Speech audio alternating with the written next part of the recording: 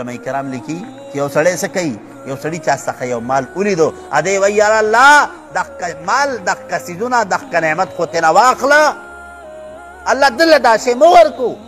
الله تعالی وایي داسې کار نه دی پکار ښه، دا خو حسد دی. د مسلمان مال ته چې کوم د هغه دپاره د زوال نعمت سوال کول دا حسد دی، دا نه دی پکار. او حسد چې دی که نه په جرمونو کې لوی جرم دی. روایت کې راځي وایي دا حسد چې دی د انسان دا نیکۍ داسې سوځوي لکه چې اوچ لرګي ته ریتیلې ورته کړی.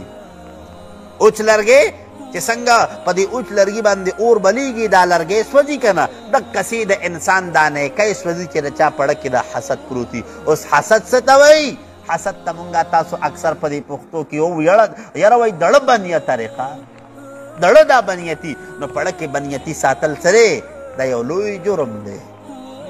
او دا اړی تور دی، اړی یاره وایي دړه بنیته دی، نو اړه کې وایي دومره دومره غونډان دي، داسې نه دي پکار ښه. حسد ډېر ناکاره جرم دی، حسد ډېر لوی جرم دی. د حسد نه به ځان ساتو ښه، صحیح شوه. خو په مونږه په تاسو کې خو دا حسد که زمونږه په دې پښتنو کې که نور هېڅ ني که نه، خو دا حسد پکې دومره دی چې ځایږي پکې نه، داسې ده که نه.